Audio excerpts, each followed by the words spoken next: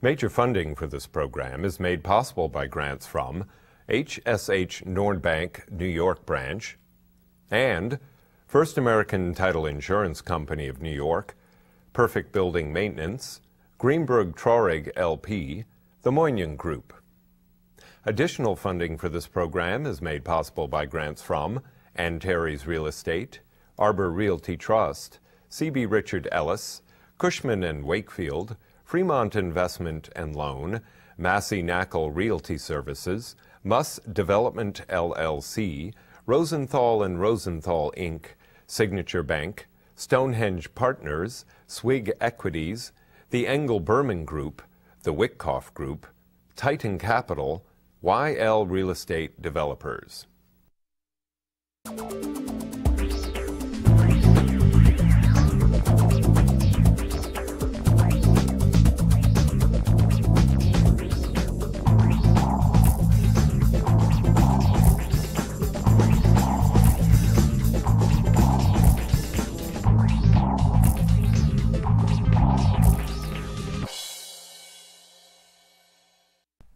Welcome to the Stoller Report. My name is Michael Stoller.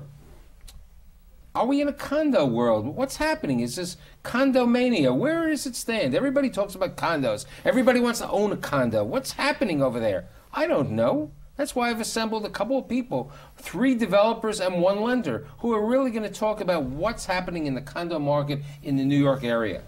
My guests today include Andrew Cohn, a partner at Apollo Real Estate Advisors, Alan Goldman, president of SJP Residential, Patrick Crandall, vice president and regional manager at Fremont Investment and Loan, and last but not least, Steve Charno, vice president at Douglaston Development.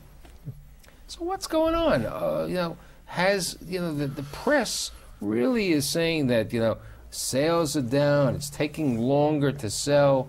Well, what's going on in this market?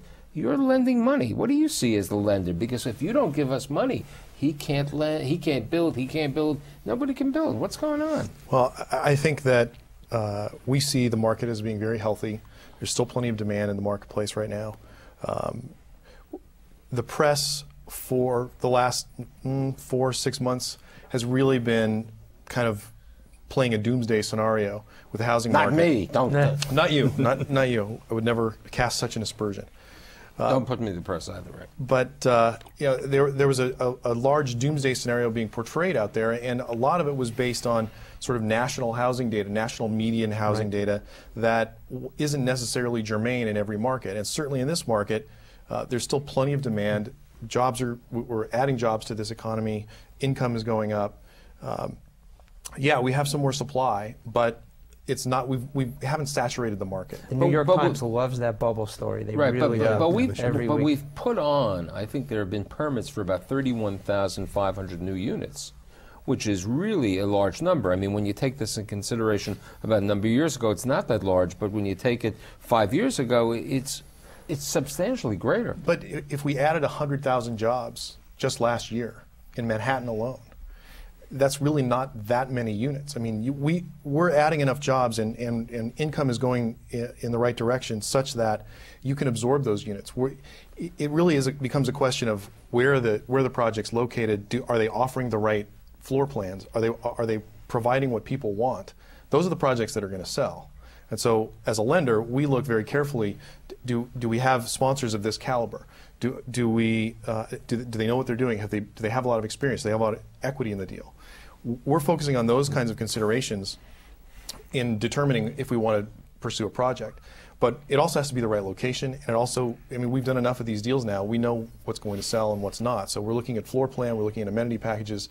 We're not doing conversions, we're not doing a lot of mid-block locations. We're being very, very selective.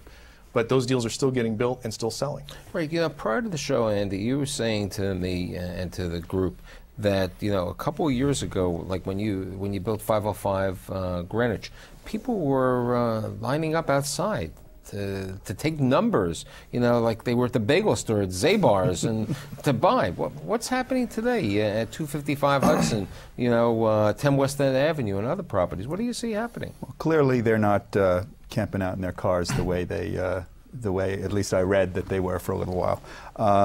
But think, as you said, the market is still very healthy. I think it's a function of how well you do is a function of what kind of product you have. Do you have appealing amenities? Do you have the right location? You mentioned layouts. In our developments, we've paid very close attention to the layouts and try to think about who our likely buyers are going to be. We pay attention to things like can a 2-bedroom and a 1-bedroom be easily combined on a low floor to make for a relatively inexpensive 3-bedroom. So a lot of thinking goes into it, and I think if you really spend the time, you can design a project that is that is appealing to the market, and I think you'll have plenty of action. Alan, I mean, SJP has always been a major Jersey presence in the office market. In 2004, they come in and they buy the Sheraton Russell. And then you also buy another property on 46th Street and 8th Avenue, buy some developmental air rights and do some things. What are the Jersey boys, pun on the show, what do the Jersey boys see the market like in New York? What do you see? And you have two different type of products. You have a Park Avenue product. It's not Upper Park, but it's, in my opinion, a great area of Park Avenue. And then you have a crustier area, which is a great market, which is doing great, 8th Avenue.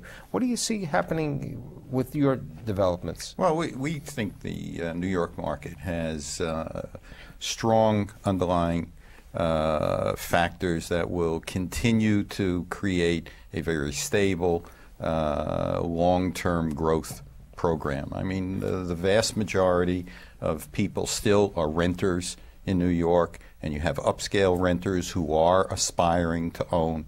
The depth of the market is particularly great, and while there may be more availability today than there was 5 years ago, it certainly could be absorbed by the job growth. The economy is very strong in New York, and contrary to what the media created in terms of this bubble mania story, which may have been the case in certain markets like Miami or Las Vegas or San Diego, is not at all the case here in New York. And our perspective is that this market does have long-term strength. Who are the buyers, and what are the prices? Okay, you say you put in Andy, you take a 2-bedroom and you can put it together with a 1-bedroom. That's one type of buyer. Well, what's the component? What's the age of the buyer, the makeup, and what are units selling for in your projects? Well, I think it depends on the specific location, because each location is a little different. But we're seeing a very broad cross section. We're actually not seeing many investors. At least not nearly as many as I expected. And as far as the type of buyer, it runs the gamut from first-time buyers to empty nesters. We see in the smaller units, we see pied-à-terres. We see larger families in the larger units. I mean, it really depends what kind of product you've designed. And as for price, again, it relates specifically to the location and how high-end the product is. Steve, but I think the cost issue is one that's kind of creating somewhat of a floor in new product, because construction costs have risen to a level that it's difficult to make a distinction to a lower grade product. I think except in the case of conversions. In conversions, that may be the case, although I think that will be of lesser interest in certain neighborhoods. I think lenders are a little less inclined to go forward with conversion as opposed to new product. But construction cost increases have certainly played and will continue to play a very large factor in the pricing and where you can go forward with new product. And if you look at what's done well over the past 24 months, and especially what's doing well now, I think you still have that commodity product, and maybe the increase in hard costs is really changing or redefining what would you consider, what's the commodity product? I think commodity product is anywhere from, in Manhattan, I think it's from, let's say $10.50 to $12.50 a square foot. I think that's a commodity product. That's a commodity product. Yeah, I would agree. Yeah, and that's done well, and also these very high-end jobs like 15 Central Park West. I mean, and the Plaza, the prices are unbelievable. You know, well in excess of $2,000 a foot, and that does very well. It does very well also. But you know what? We have a limited land, amount of units, and we have a lot of wealthy people who want to be in those units. I mean, Patrick a couple of years ago did. You did the financing for Zio Feldman at 823 Park Avenue, 12 units. Right. I mean, high-end price. You know, how's it doing now? He actually refinanced us out.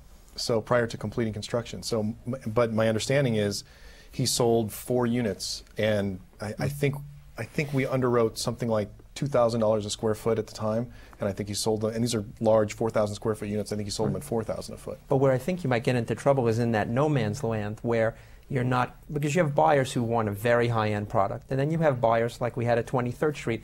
They're first-time buyers. They're crunching the numbers. They're looking for value. They're looking for very efficient layouts with a great amenity product, a great amenity package as well. Where you get into trouble is when you're in the middle, because the last thing that you want is if you have a job that you're trying to sell at, you know, $1,500 a foot, and people are coming to your job with, you know, the 12 brochures under the marketing brochures, you know, from the commodity. My question is, are people coming with the 12 brochures today? Yes. You know, before they weren't coming with the 12 brochures. They were running into the office. Absolutely. Today they're and you know what? They're shopping all over the city. At one time, That's right. they would just be focusing on a specific neighborhood. Now they'll look at the city. Yeah. And surprising, they'll look at downtown, they'll come uptown, they'll go east side, west side. And that differs from where we were a couple of years ago, which is kind of surprising. We had that situation where, you know, our salespeople are trained to get as much information and feedback from the buyers as they can, and we had a situation where the buyer told our sales director, "Yes, I'm deciding between you and a site that is downtown, you know, Lower Manhattan, as different from ours as you could imagine." Thank God, it turned out okay. So for maybe some people who will go to 45 Park Avenue will also go to your property on 8th Avenue? They may well. We think it's a different I demographic think it's a totally profile. different market also. Totally different demographic Well, think about how they profile. start, though. They have the New York Times, all the websites. They're on the web. I mean, Manhattan becomes one, and you know how they always say there are no more bad neighborhoods. Well, Manhattan becomes one big neighborhood because we're finding the same there's thing. more than Manhattan. You know, the show airs, you know, in the 5 boroughs. It also airs in East Hampton. People watch it on the web. But you know, what about Brooklyn? I mean, you know, Brooklyn, there's been a lot of new development. Have you lent in Brooklyn? Couple of deals. Why have you been cautious in Brooklyn? Any specific reason? You know, primarily because with the massive upzone in Williamsburg, there's the potential for the delivery of a lot of units at the same time, and we're a little nervous about that kind of supply being delivered in one geographic But that's area. in Williamsburg, but there's also a lot of product being built on Flatbush Avenue in downtown Brooklyn, or in Ratner Country, you know, or Barclays Center, we should call it right now. Exactly. You know, our view has been that whether it's Jersey City, which is sort of the 6th borough, or Brooklyn, Long Island City, I mean, we've put our toe in the water in those markets, but we've been, as a lender, really trying to stay in Manhattan proper as much as we can, because we feel like if there's a shift in the market, a downturn in the market, you know, it's going to affect the outlying markets first and Manhattan later. So we've been very circumspect about which deals we want to take a run at. Having said that, we've done a number of deals in Jersey City. We've done a number of deals in Brooklyn. We did a deal in Long Island City that's been very successful. So far, it's been working. Now, since you guys are Jersey-based originally, do you think you'd go into Jersey on the residential side? Absolutely. We're looking at opportunities regardless of the boundaries. I mean, we all know that there are opportunities in many different venues, and we think the Jersey market certainly has a lot of strength to it. Right, but the biggest problem in the condo and the rental business is, and I think Steve brought it up before, is the cost. I mean, the cost to construct is... What is it costing to build a new condominium today? Cost, forget selling it. It'll cost every bit of $400 a foot to build. So that's $400 a foot, and how much is it costing for land? Yeah. Well, also up to $400 it's a foot. $350 to $400 if you can get people to sell. Right. That's the problem, is that potential land sellers haven't adjusted their expectations relative to the increase in construction costs. I mean, you must be seeing pro formas that show you break evens of $1,200 a foot. Absolutely. So that's very different than it was. That's very different than it was a couple of years ago. I mean, dramatically different between the cost of land and your hard costs. It is a dramatically different picture. Right, but I think the three of you are really selling.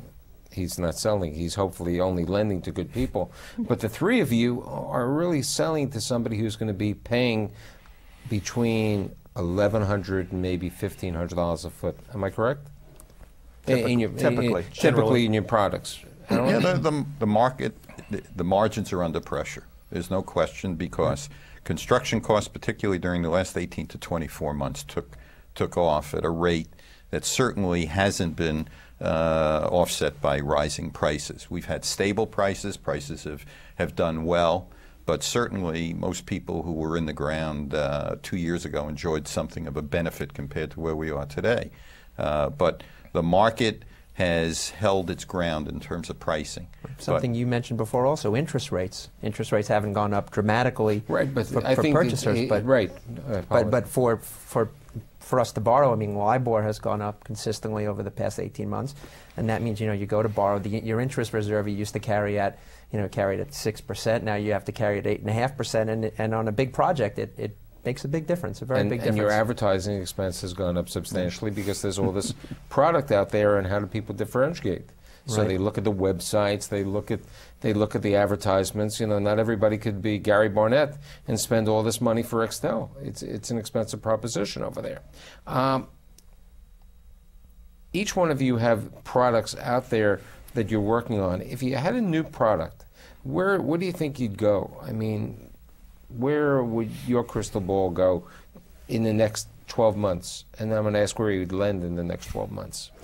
Well, as Steve said, the very high end is doing extremely well right now, and always has. And if you can find that kind of location and that kind of site, that would always be my dream. Because these days there aren't too many Mayflower sites. There aren't too many. There aren't too many. It's true, but these days, for the right site, the numbers, you can say $3,000 a foot, and it almost seems reasonable. So that's always my ideal. But it's really not. You don't get to choose. You see whatever opportunities you see, and you need to tailor your product to that site. But I think you have to be choosier in this market. You can't really be looking at pioneering markets and saying, anything will work. It may have worked several years ago, but here you have to be a little more cautious.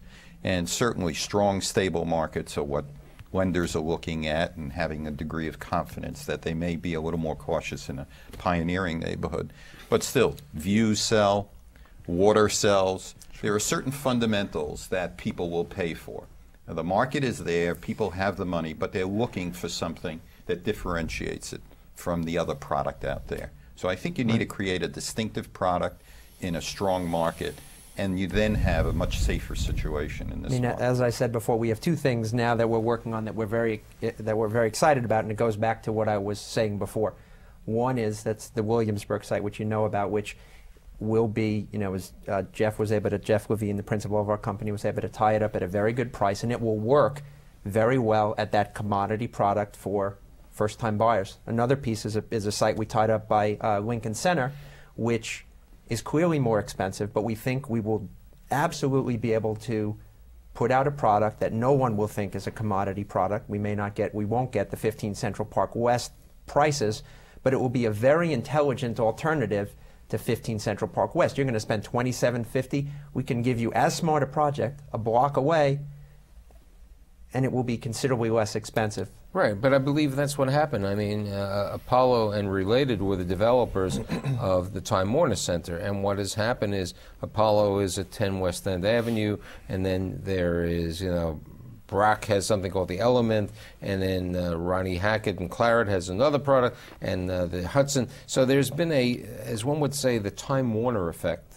the Time Warner effect, the Hearst Tower effect has really changed that, and I think that's even helping you on your 8th Avenue There's project. no question the corridor from 42nd Street up to 59th Street in Columbus Circle on 8th Avenue is one that for many years has been neglected. And I think 5 years from now, most people will not recognize it. It's Midtown West. It's a market that has great transportation. Major corporations like Morgan Stanley, major law firms have moved in. We're building a 1.1 million square foot office building on the corner of 42nd Street and 8th Avenue. This is a market that is developing. So there are opportunities throughout the city that may not be as apparent today that will be there in terms of great product being available. There's a very to active build. pipeline of new product along Amsterdam Avenue, Right. running from Right. the 60s to the 70s. Well, it's interesting. Time Warner Center, when we got involved, I mean, there were a couple of reasons that made it exciting. Number one, our view of it when it was put out to market for the whatever time that was. That gyration of 22 years. Our feeling, number one, was that there just aren't that many corners of Central Park. And also, at the time, there had been all the development at Times Square that had started to creep up Broadway from Times Square. Which is what Alan just said. And there had been all of the development at, around Lincoln Center. And we looked at it almost as infill. So it was clear as day to us that was sort of the next big location. But by the same token, One Beacon Court, which I think is not as good a location, and I personally don't know that I would want to live over there, also did incredibly well. Just the concept of this is an amazingly high-end project. The design is beautiful. You'd be crazy not to live here. Steve, that's interesting because that's right at the old Alexander site, the Bloomberg building. And right across the street, a block away, Donald Zucker put up a building on the corner of 59th and 3rd, and that building has been a nightmare because of the, and they say it's only a block away. Right. Different product. He doesn't have views. Yes, Right, he doesn't have views, and it's really, its location, its site, its, the amenity packages and everything. He did other things, but that's 50% sold. He has something for pets, I believe. Right, he has a pet section. No, but well, going back to what Andrew, you have to know who your buyer is. You have to have smart layouts. I mean, buyers are smart. It's funny, we got a call today. The New York Times is doing an article about buying off of layouts. And I thought, well, gee, why didn't they, they should have ran this article, a year ago. But buyers come in and they can look at a layout and they get it. And they are very smart. And you will go and you pre-sell a condo 18 months before it's open off nothing but layouts. And buyers come in and you'll know, because you've been working on it, exactly what the good units are and what the bad units are. And they just, buyers know it. But, it's interesting. You bring that out. When you did your successful project at 325 Fifth Avenue in Sophie, I never heard Sophie, south of Fifth Avenue, you sold all the units from layouts. Absolutely. And a today, giant construction bridge and as well. today I hear, from what I'm hearing, a lot of people want to see that unit actually in the building. Right. They want to be there. Which is what we did at 10 West End Avenue. And when we started to plan our sales office, we thought about doing the traditionally you did a bathroom and a kitchen, and then you had your office and conference room. Right. We decided to do it a little differently for 10 West End Avenue, and we have a full 2-bedroom unit with views photographically laid over the windows, so that somebody can walk into that unit and say that is exactly what they will be getting. And some buyers, including the plasma screen. I'll say, did you furnish it? Yes, of course. Right. Of course. We're doing the same thing on our Platinum project and on it looks 8th great. Avenue. Oh, you guys do that on 8th Avenue? We're doing it, and I don't know whether I'm proud to say how much we're spending on the sales office. 2 years ago, I could have had a trailer next to the construction site and would have sold everything, but now you have to put the money in order to be able to show people exactly what they're getting. So you're really going to have a model, too? That's right, a full mock-up. As a lender, when somebody comes to you today, do you want a model? How do you look at this? Well, that is a function of the market that we're in. They're doing that because That's what it takes. The buyers are so much better educated now. They're not willing to just say, okay, I like this floor plan, I'm going to buy it, because if I don't, it's going to be gone. This is a function of an efficient market. Buyers are educated. They have a lot of options. So they're not compelled to make a decision on limited information.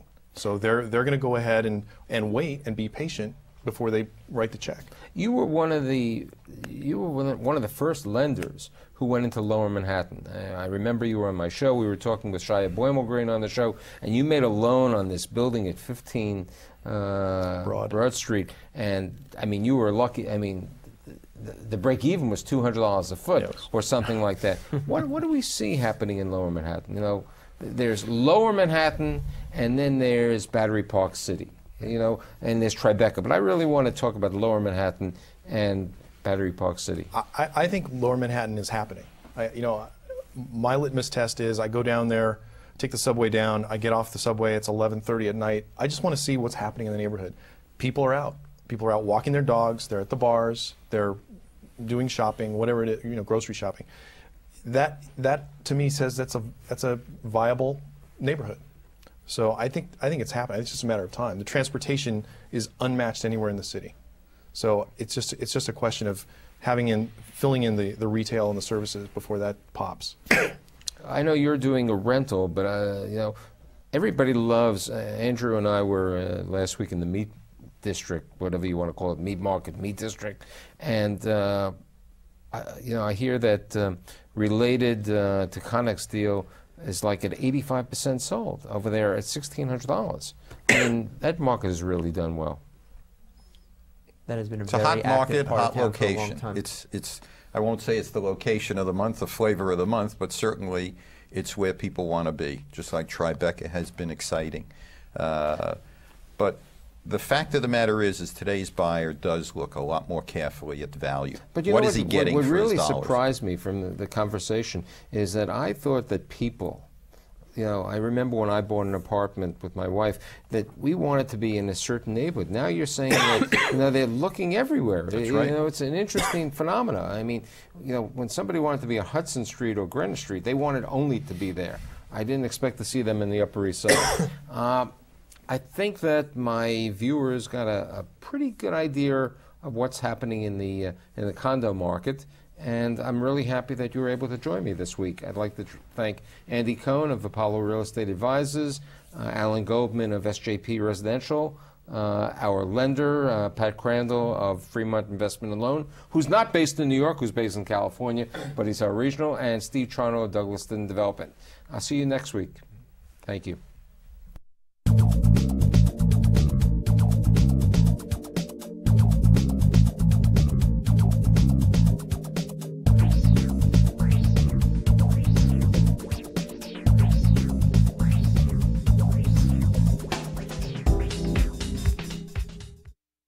Major funding for this program is made possible by grants from HSH Nordbank New York branch and First American Title Insurance Company of New York, Perfect Building Maintenance, Greenberg Traurig LP, the Moynihan Group. Additional funding for this program is made possible by grants from Antares Real Estate, Arbor Realty Trust, C.B. Richard Ellis, Cushman & Wakefield, Fremont Investment and Loan, Massey Knakal Realty Services, Muss Development LLC, Rosenthal & Rosenthal Inc., Signature Bank, Stonehenge Partners, Swig Equities, the Engel Burman Group, the Wickoff Group, Titan Capital, YL Real Estate Developers.